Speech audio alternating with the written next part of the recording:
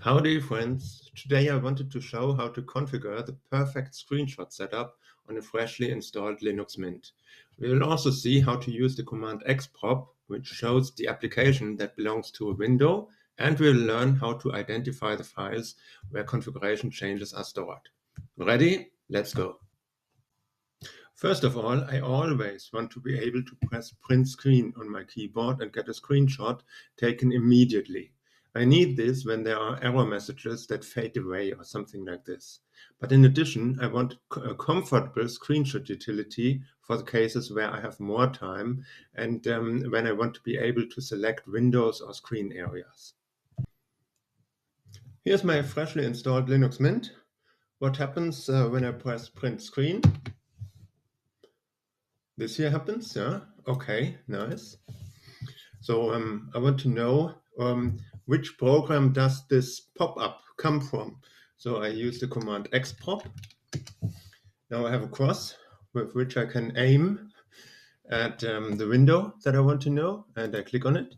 And I get a lot of information about this window, among others, how the binary was called that created it.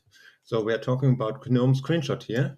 And GNOME Screenshot is a cool utility because it can do much more. You can also call it interactively, and that is exactly what I want.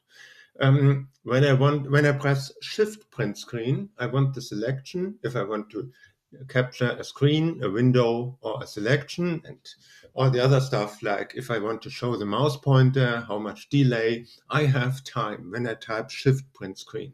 When I just type print screen, I don't have time. The screenshot shall happen immediately, but when I type Shift PrintScreen, then I have time.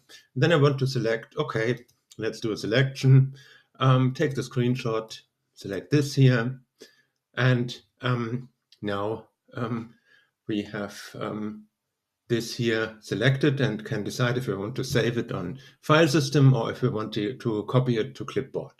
This is fine. This is exactly what I want to have. Okay, let's start with the immediate screenshot. The immediate screenshot we do by just calling the command squat. When you call it from command line, it will just take a screenshot, save it in the home directory, and give it a name that contains a timestamp, like this here.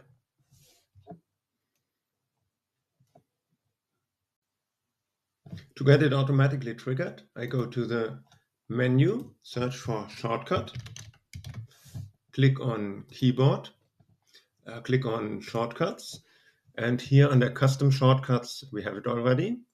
I called it screenshot. I can delete it again. But here you can see how I did it. The name is screenshot and it triggers the command scrot, nothing else. Then I put here a key binding, and this is quite easy. You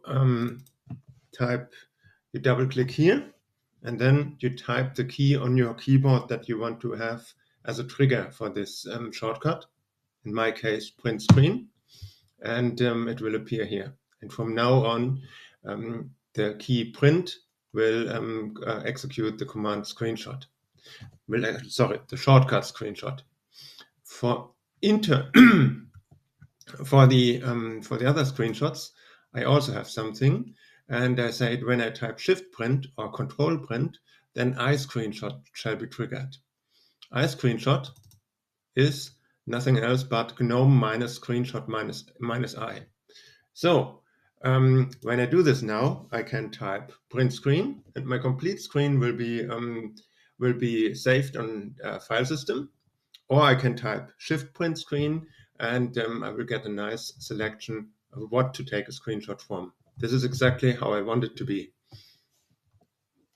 Now, a little bonus material. We have now done some changes to the configuration files here inside the desktop. How do we find out where this information got stored so that in the future we can roll out these changes automatically whenever we install Linux Mint or another Linux distribution, or when we add new users to our system? It's relatively easy. Watch here. Here's a find command that will show us all files that have been modified within the last 10 minutes in the home directory. So the configuration changes must have been stored there. However, we do not need information about the X session errors. We do not need information about the Chrome browser. We do not need session-specific information. So we can filter out that and pipe the command output through various grep commands accordingly. And now we see that there is only one file that is not a cache that has been modified, and that is config dconf user.